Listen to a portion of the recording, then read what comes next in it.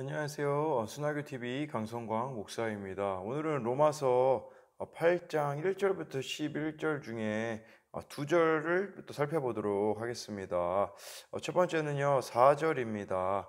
이는 육신을 따라 살지 않고 성령을 따라 사는 우리에게 율법의 요구가 이루어지게 하시려는 것입니다. 라는 이 말씀을 같이 살펴볼 텐데요. 여러분, 성경 말씀이 기준이 때로는 따르기가 참 힘이 들 때가 있어요. 내 이웃을 내 몸과 같이 사랑하라, 원수를 사랑하라. 이런 말씀 같은 경우는요, 여러분 솔직히 우리가 지키기가 너무 힘들지 않습니까? 근데 오늘 말씀해 보면요, 여러분 예수님을 믿으면 여러분 안에 성령님이 계시거든요. 그 성령님께서 이러한 말씀에 기록된 삶을 살아갈 수 있도록 도와주시겠다라고 우리에게 말씀해 주고 있어요. 그래서요, 여러분들이 이 성령의 음성을 듣기 위해서 필요한 것은 매일매일 말씀과 기도 가운데 나아가는 겁니다. 그러면 여러분 성령의 도우심으로 말씀이 깨달아져요. 아, 이 말씀이 이런 의미구나. 지금 내 상황 가운데에 꼭 하나님이 나에게 하시는 말씀처럼 느껴지는 거, 그게 바로 성령의 음성이라고 할 수 있거든요. 말씀을 깨달았잖아요. 그럼 무엇을 해야 될까요? 기도를 하는 겁니다. 기도를 여러분들이 하잖아요. 그러면 내가 그 말씀을 오늘 어떻게 실천해야 되는지, 저 같은 경우는 청소년들을 만나고 있다 보니까 누구에게 연락을 해야 되고 누구를 만나야 될까, 또 만나서 무엇을 해야 될까를 이렇게 또 이렇게 가르쳐 주시기도 하거든요. 그러니까 여러분들이 성령님의 인도하심을 받는 삶을 살아가려면 말씀과 기도로 가운데 나아가야 돼요. 그래서 이렇게 하나님께서 그분 하나님의 뜻을 가르쳐 주시기도 하고요.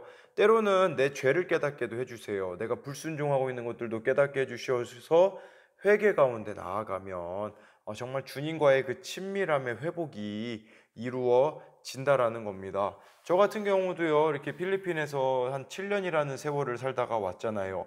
또 군대에서 2년이라는 세월, 총 9년이라는 세월을 밖에서 생활을 하다가 이제 여기 제가 있는 아산시에 이렇게 오게 되었는데, 아산시에 오게 되니까 참 외롭더라고요. 제가 친구도 이미 예전에 중학교 때 친구들밖에 없기 때문에 친구들은 다 이미 없는 상태가 되어진 것이죠. 근데 필리핀에서 계속 복음을 전하는 삶을 살았거든요. 일주일에 한 번씩 전도 모임 때 복음을 전하고, 또 제가 순원들이라고 CCC라는 선교단체에는요, 제가 돌보는 사람들이 있었었거든요. 근데 이제는 대학교도 졸업했겠다, 군대도 다녀왔겠다, 복음을 전하고 싶고 영혼들을 케어하고 싶은데 없었던 거죠. 그때 하나님 앞에 기도하기 시작했어요. 하나님, 저 복음을 전하고 싶습니다. 그 마음이 계속 불타더라고요.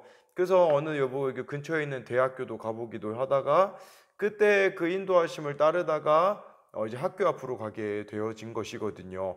그러니까 학교 앞에 제가 가게 되어진 것도 제 안에 성령님이 계시기 때문에 그곳으로 인도하셨다라는 것을 알게 되어졌다라는 겁니다. 그러니까요, 여러분들이 날마다 주님과 친밀한 삶을 살아갔으면 좋겠어요. 그러면 여러분들이 그때그때마다 어떻게 행동해야 되는지, 누구를 만나야 되는지, 그런 것들을 성령님께서 가르쳐 주신다라는 겁니다. 첫 번째로 여러분들이 적용할 것은요, 오늘 성령님이 여러분들에게 원하시는 그 뜻이 무엇이 있겠습니까? 오늘 그 성령님의 음성에 여러분들이 말씀과 기도 가운데 성령님이 주시는 생각과 마음이 무엇이 있는지를 나누어 봤으면 좋겠습니다. 저는 오늘 성령님께서 주셨던 마음은 뭐냐면, 성경 말씀에 그 이사야 말씀이 떠올리게 해주시면서 히스기야 왕이 이렇게 15년이라는 세월이 더 생명이 연장되거든요. 생명이 연장되어지는데요, 이 히스기야 왕이 나중에 그 다른 나라 사람들이 사신이 왔을 때 막 다 자랑을 해요. 이게 하나님께서 다 생명도 연장시켜 주신 것이고 복을 허락하여 주신 것인데, 거기서 히스기야가 했었던 말이 이런 말이 있어요. 뭐라고 이야기하냐면, 이사야 39장 8절, 히스기야가 이사야에게 이르되 당신이 이른 바 여호와의 말씀이 좋소이다 하고, 또 이르되 내 생전에는 평안과 견고함이 있으리로다 하니라. 이거 너무 이기적인 거거든요. 무슨 말이냐면, 내 시대에만 평안하고 견고하면 된다, 다음 세대를 생각하지 않는 그런 히스기야의 모습들이 있었거든요. 저는 이 말씀을 하나님께서 오늘 떠올라지게 해주셨어요. 기도 중에. 그러고서는 저에게 주셨던 마음은 다음 세대를 위하여서 기도하고 생명을 걸어야 된다. 이런 마음을 저에게 주셨습니다. 말씀을 깨닫게 해주셨습니다. 그리고 또 한 가지 말씀은요, 우리가 나눌 말씀은 8절 말씀입니다. 육신 안에 있는 사람들은 하나님을 기쁘시게 할 수 없습니다 라고 말씀해 주고 있어요. 이 세상 방식대로 살아가는 삶, 내가 내 마음대로 살아가는 삶은요, 하나님을 기쁘시게 할 수가 없다라는 것을 말씀해 주고 있습니다. 우리는 우리 방식으로 인생을 살아서는 안 된다라는 것이죠. 하나님이 원하시는 방식대로 우리가 삶을 살아갈 때 하나님께서는 기뻐하신다라는 것이죠. 제가 지난주에 엊그제였죠. 예찬이랑 그 낚시 카페를 갔다 왔어요. 낚시 카페는 뭐 개인적으로 저는 뭐 그렇게 좋고 나쁘다라고 이야기를 하는 부분이 아닌데 그냥 제가 개인적으로 좀 깨달았던 것들이 있어요. 무엇을 깨닫게 되었냐면요.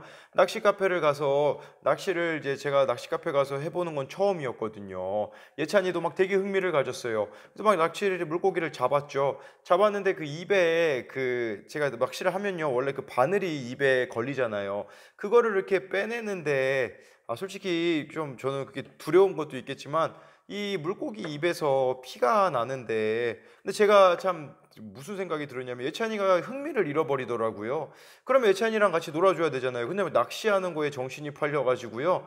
저는 막 계속 낚시를 하는 거예요. 막 한 마리 잡고 두 마리 잡고 다섯 마리쯤 잡았거든요. 그러더니 예찬이는 아예 딴 데 저쪽에 가서 게임기 앞에 앉아 있고 저는 계속 낚시를 하고 있고 이 낚시를 하는 게 물고기들을 좀 괴롭게 하는 것이라는 것을 알면서도 불구하고 제가 그런 욕구가 생기더라고요. 그거를 낚시를 잡아가지고 저울에 올리면 제 점수가 올라가거든요.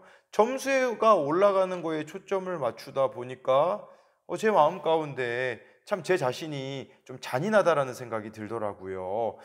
내 자신의 기쁨을 위하여서 아들하고 놀아주는 것과 그걸 포기했던 것을 보게 되어지고요. 또 한 가지 제 자신의 기쁨을 위하여서 물고기를 희생시키고 있다라는 생각을 하다 보니까 무슨 생각이 들었냐면 참 내가 이기적이구나. 그리고 내가 내 자신의 기쁨을 위하여서 살아가면 누군가에게는 피해를 줄 수 있겠구나라는 생각이 들었거든요. 두 번째로 여러분들이 나눴으면 하는 부분은 무엇이냐면 내 자신의 기쁨을 위하여서 다른 사람을 희생시킨 적은 없는지 한번 나눠봤으면 좋겠습니다. 이상입니다.